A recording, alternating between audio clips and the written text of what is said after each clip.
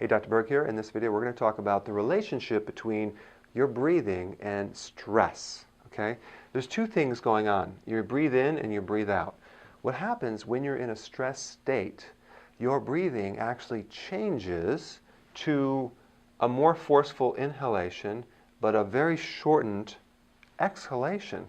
And if there's any doctors watching, you may have studied this already, and it's part of the nervous system called the autonomic nervous system. That's basically the system that is automatic, and it's called two parts. One is the sympathetic, which is the activation of reaction to stress states, and that would be the breathing in, and then the opposing, which is the parasympathetic nervous system.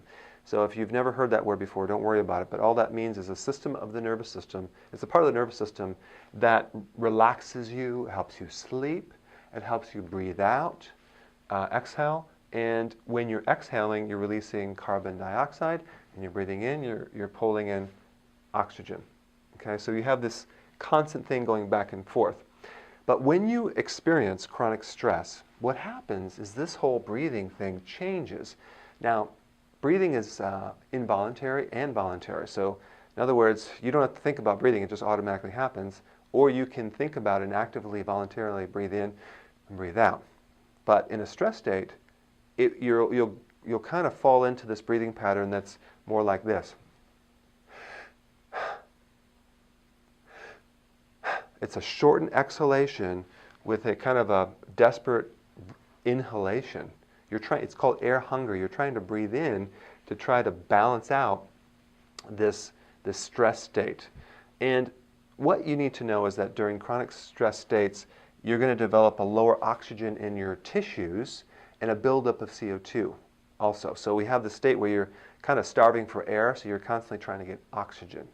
And that's why when you do exercise like high intensity, it's very bad for stress states. What's a better exercise would be a long walking where you're not inducing a stress state, you're getting a lot of oxygen in, and you're releasing a lot of CO2 out.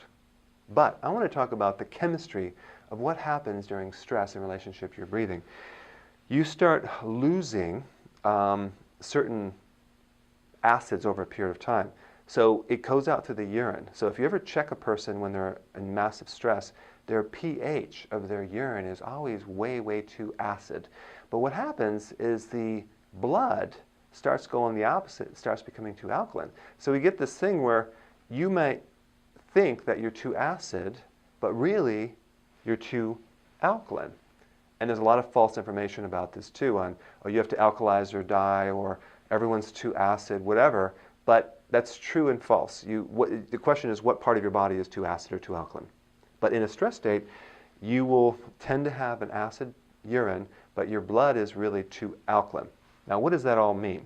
That means that without that correct pH in your blood, you will start losing the ability to regulate oxygen into the tissues. That's why when you climb stairs, you might get out of breath easily. That's why when you climb stairs, your muscles, especially the leg muscles, might get heavier. That means that you also have an inability to mobilize minerals, specifically calcium.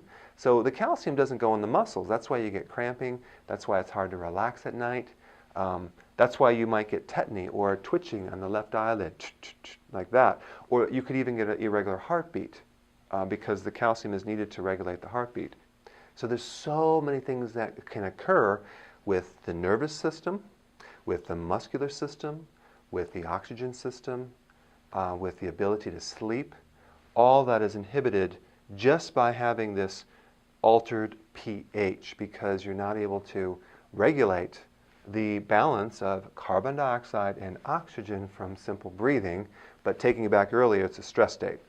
Okay, so now what are we going to do with all this? All right, we're going to show you a tool that you can use on a regular basis to train your breathing in a way to induce a nice relaxed state. Okay, so this is a great tool because you can voluntarily control your breathing in a certain pattern to totally undo and reverse this process. Okay, so this is something you can practice before you go to bed, in the car, after a stress event. So here's what you want to do. I developed a little piece of a software, and you could click down there and get access to it on a link right down on the bottom page there. And when you click that link, it's a simple little ball that goes up and down, like a little leaf that goes open and closes, and it has synchronized music to it, either an ocean wave or music, to train your body to breathe in a certain way. So what is that trained method or timing pattern?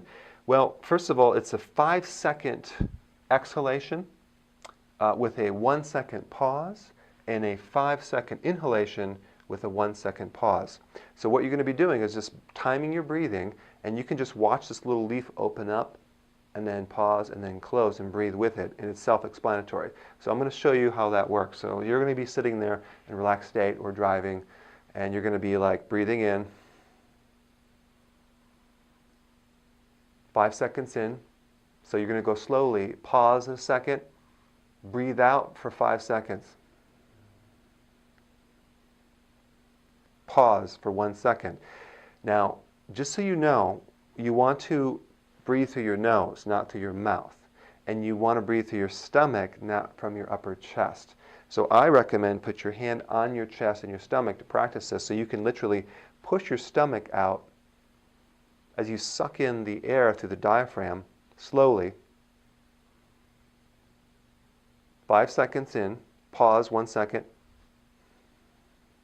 and have the stomach push the air out at a 5-second exhalation with a 1-second pause, okay?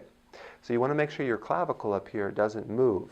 So we want to breathe in, because if you're breathing through the chest, it's a lot more stressful. So we want to breathe in.